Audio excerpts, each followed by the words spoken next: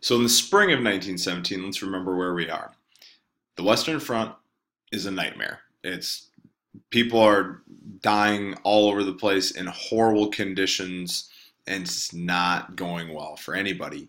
On the Eastern Front's a little more fluid, but the Russians are going to drop out in not too much longer, and they just have so many problems. Where's the U.S. in all this? The U.S. economy is struggling. You're looking at about 15% unemployment at the time. It's not in good shape. It is difficult. The unemployment's really high. They are struggling. However, the relationship with Britain was something that was still in place. The U.S. is sending guns to Britain because none of their factories were really in parallel because the war was completely being fought in the Eastern Hemisphere. The U.S. continued to try to do that. The U.S. economy is helping win the war for the Allies, and the U.S. economy is being helped by the Allies, hopefully going to win the war. So the U.S., even though Woodrow Wilson has gone twice on election to say we are not going to be involved. That's bedrock of U.S. policy, the Monroe Doctrine, way back in the early 1800s, that we stay out of everything. But the Germans using its fleets to try to block Britain. So that's going to hurt the U.S. economy. And then when Germany again starts their policy of unrestricted submarine warfare in February of 1917, and you see this ship over here, this is the Lusitania, and they sink the Lusitania in May of 1915, killing 1,198 people, including 125 citizens of the U.S. That slowly starts to see some changes here. And you start to see some new language getting formed by Wilson. Warfare against commerce, warfare against mankind. The world must be made safe for democracy. And the U.S. public is outraged when the sinking of the Lusitania happens. What they didn't know, and we don't find out till later, is that the Lusitania was carrying arms to Britain when it gets sunk. And so at this point, the mood of the country is very much anti-German, and the U.S. decides to join the war on the side of the Allies. So the Eastern Front is gone at this point, and the governments are in chaos all over the world. In the East, Ireland is trying actively to get out of Britain. Britain needs help. The Central Powers have shortages of everything: food, ammunition. Riots are breaking out in Britain as well, and free speech or just any sort of rioting is getting put down. So Germany puts all their troops, all their stuff on the Western Front, but the fresh American troops helps put the Germans in trouble. Helps put the Germans in trouble. And Germany signs an armistice on the 11th day of the 11th month at the 11th hour at the 11th second. So on November 11th at 11:11 a.m. is when they signed the armistice agreement in November of 1918. Officially putting an end to the war, but now they need to negotiate the peace. And negotiating the peace is going to be really hard. Because here's what's happened. There are 15 million dead from the Great War itself. Okay? There's a Spanish flu epidemic that was going on, which actually killed more people than the war. And that number is actually low because we don't know how many people it killed in Africa. And so you're looking 20 million. There's estimates as high as 100 million. That's a little high. But, I mean, you're looking, the Spanish flu epidemic definitely killed more people just in 1918 than all of World War I did. Europe itself is physically destructed. There are millions of people homeless. And, I mean, it is not good. It is not good at all. So they need to figure out a way to negotiate the peace of the war. Paris Peace Conference is in 1919. Well, guess where that is? It's in Paris. And it's actually at the Palace at Versailles, which has an interesting legacy as a whole. And it brings 19 different countries together, but the people have different goals. And now let's go back to the causes of the war. Let's go back to Maine. There are a lot of high hopes that we can avoid a war like this in the future. For goodness sakes, one of the phrases of it was the war to end all wars. But there's a legacy of bitterness that's going to take place. The four main leaders are Georges Clemenceau of Britain, Georges Clemenceau of France, Lloyd George, and Woodrow Wilson. They're your three, and the Italian Ontario is also going to be a part of this. The Central Powers, Germany and Austria-Hungary, are not even allowed to participate. And basically, Britain and France say, if they don't accept the treaty that we're going to put forward, they will go back to war. The USSR is obviously not going to be involved. And by the way, the Germans are being blockaded this entire time by the British to enforce that plan of, hey, either to accept the treaty or we're done and we'll go back to war. And the Germans were not in any shape to refight another war, so the Allies have all the power. Now, before the war is over, the Central Power, Woodrow Wilson had put forward a plan, the 14-point plan, and you can see the points of the 14-point plan there, and they really did address Maine.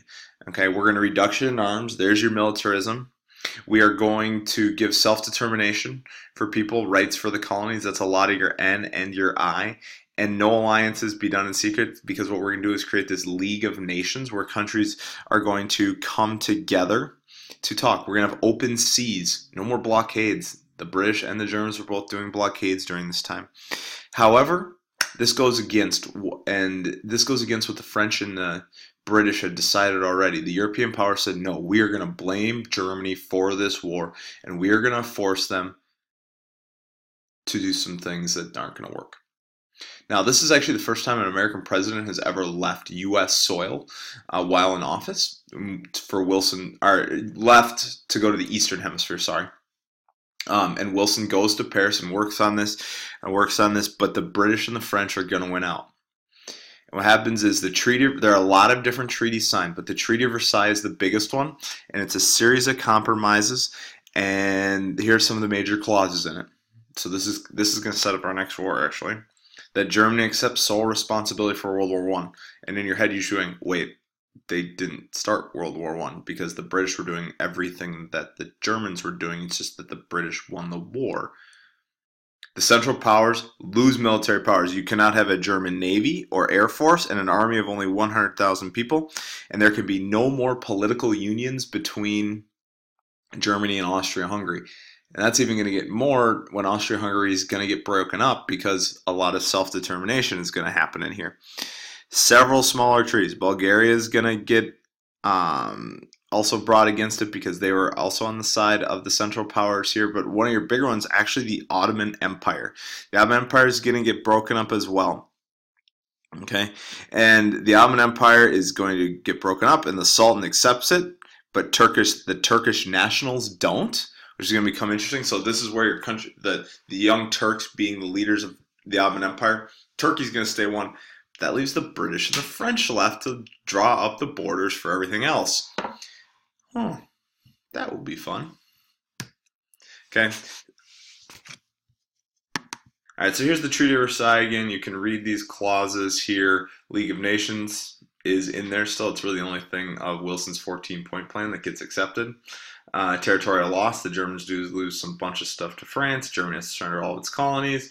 This one should be noted. Germany has to pay reparations of $33 billion to the Allies over the next 30 years. And let's look at how the borders of Europe look different.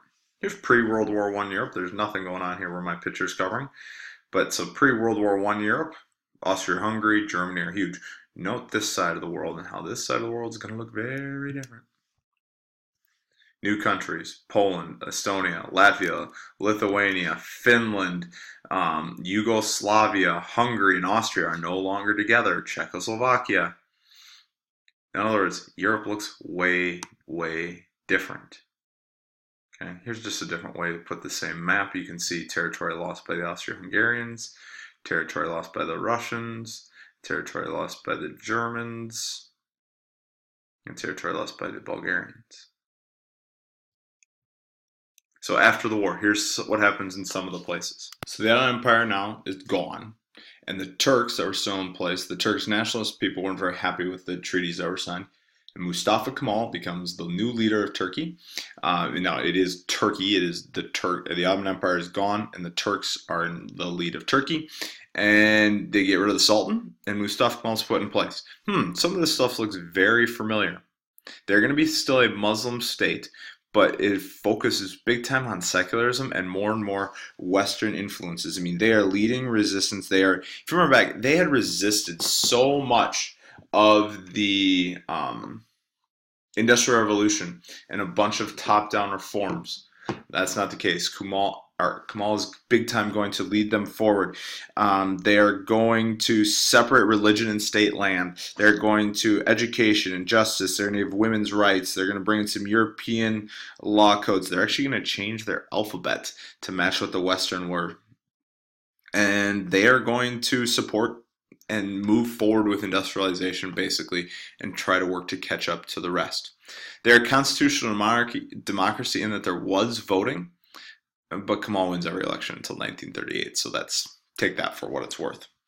2, next part, the League of Nations. That's what this says up here in the top left. The League of Nations is formed. Their mission is world peace, plain and simple. 42 countries sign on to join the League of Nations. Their effort, avoid future wars. This is the first time any sort of permanent or international organization on a world level had ever been signed.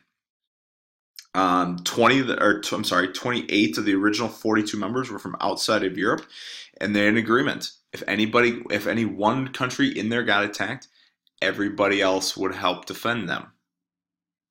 The USSR never joins. They see it as a capitalist tool. The US never joins. Why? Because we thought it would be too much entanglement into European relations. And because they had no power to enforce decisions, and because you have some of the major powers of the world not joining, Japan leaves in 1933 because the League of Nations will come down against Japan taking Manchuria in 1931. Germany sees it just as a club of the Allied victors. Not going to work. It's not going to work. And so that would be a fundamental problem. That'll be a fundamental problem moving forward. So self-determination does somewhat happen in Europe. You're going to have countries like Poland, Czechoslovakia, and Yugoslavia get independence.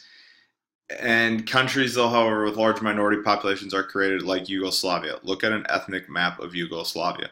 Holy cow. This is going to be a problem once we get to the end of the 20th century.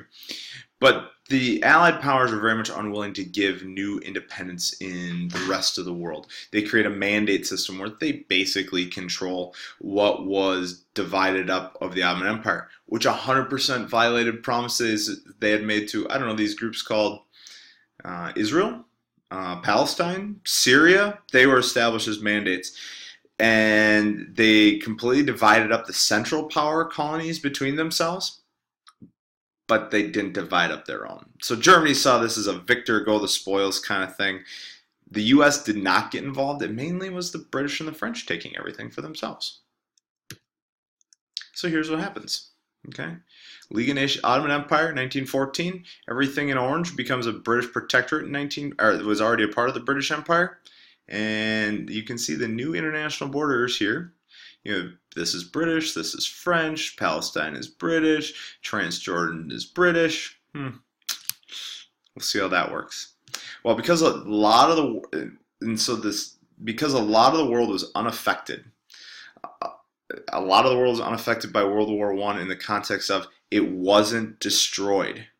It wasn't destroyed. You see the the Europeans are losing power and prestige because they now have economic problems. They have to rebuild everything. That costs a lot of money.